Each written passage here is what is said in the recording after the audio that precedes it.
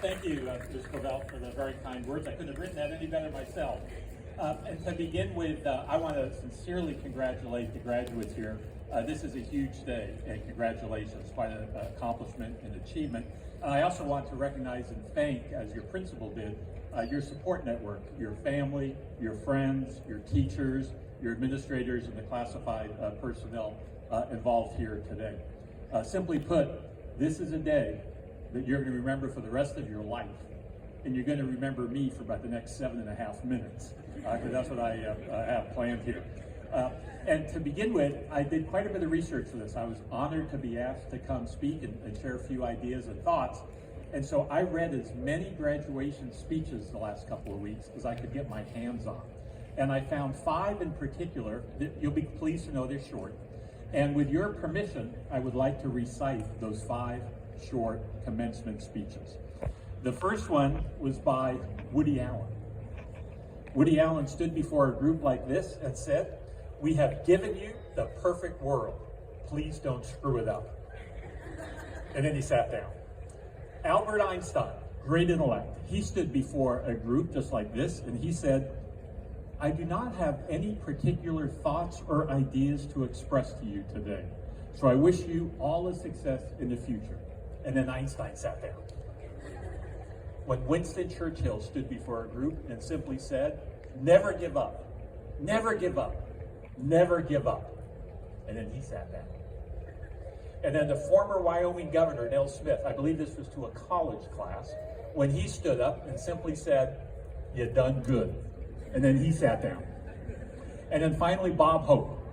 Bob Hope stood before a group here not too far from here when he said, "As you prepare to leave these hallowed halls of learning, these bastions of knowledge, these citadels of scholarship, I have just 2 words for you. Don't go." And then he sat down. Now, probably if I were really smart, I'd sit down, but I want to kind of close with a few thoughts for you, and really it's to extend the comments from your outstanding principal here today.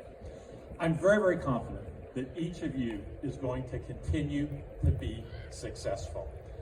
Today you're going to hear the word congratulations a lot, and please know that it truly is heartfelt. You've had to overcome many, many challenges, more than the average class in the history of our country. Many impediments, many obstacles. My goodness, COVID as a challenge for everybody, and yet here we are. So please remember to express your appreciation and your thanks to your family, your friends, your teachers, all of the folks here at CAVA who've been able to help you get to this. In today's world, we all need to be nimble. And I think nimble is my new favorite word to use.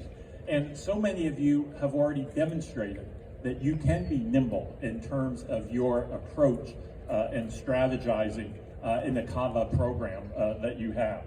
When I served as the elected state superintendent of public instruction, part of my stump speech I always said, you know, we do not all learn alike. Just like we don't act alike and talk alike and dress alike and walk alike, nor do we all learn alike.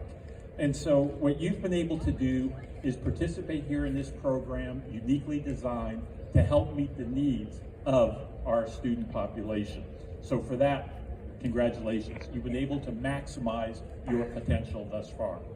I'm also very familiar with the curriculum, with the courses, with the expectations and the demands of CAVA.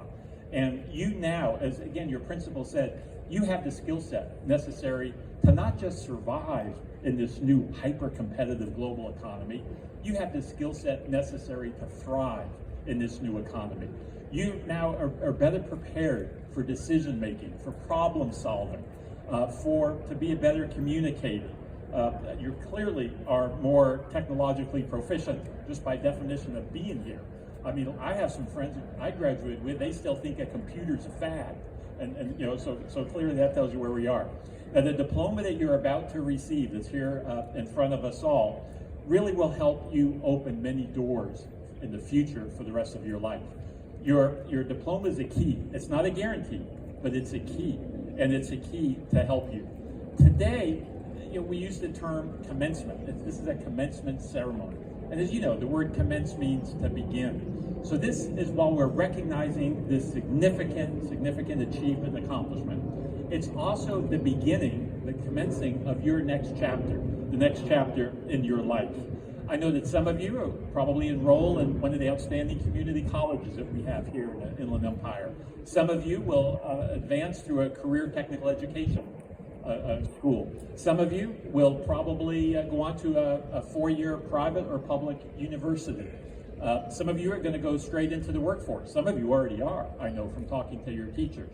And this is a great time to be entering the economy and the workforce. I mean, unemployment in our country is less than 4%, in the state of California, 5%. Most economists will tell you that's, by definition, full employment. I know that some of you are going to go into the military, and for that, thank you very much for protecting our freedoms and be safe. But wherever you're headed, you now have the skill set necessary to succeed. So let me conclude with two final thoughts. One is I'm big on relationships. Don't be afraid to ask a relative, a friend, a teacher, an administrator for help. You've heard the saying that sometimes it's not what you know, but who you know. You've heard that? Well, I'm here to tell you there's some truth to that. And so don't be afraid to take advantage of those types of contacts. I mean, for me, I graduated from college like mid-year, and I'm a high school teacher by profession. And there weren't many high school teaching jobs. But my former basketball coach in high school was teaching at a continuation school. So I called Coach Holly and I said, hey, if you hear of any jobs, I just graduated. Calls me 2 weeks later, he had an opening. Somebody wanted to retire early, and the rest is kind of history for me. It worked out pretty well. So don't be afraid to utilize those contacts. And finally, I want to ask you to give back to your community. Continue to be the role model that you are. I can guarantee you, it might be a younger brother or sister or a kid across the street or a neighbor or somebody that you've hardly met, but you are a role model to these folks. And so continue to demonstrate the high expectations that these people view you with. And then give back and volunteer. Get involved in a school. I mean, go to an elementary school and help read. You can really make a difference. Get involved in your neighborhood, in your church, in a service group or organization, in a nonprofit. These folks are doing a lot of great work. Somebody told me this is an election year. Maybe you can get involved with a candidate that can help make a difference. But congratulations, this truly is a day you're going to remember for the rest of your life. I only wish you continued success. Thank you very much, a chance to be here.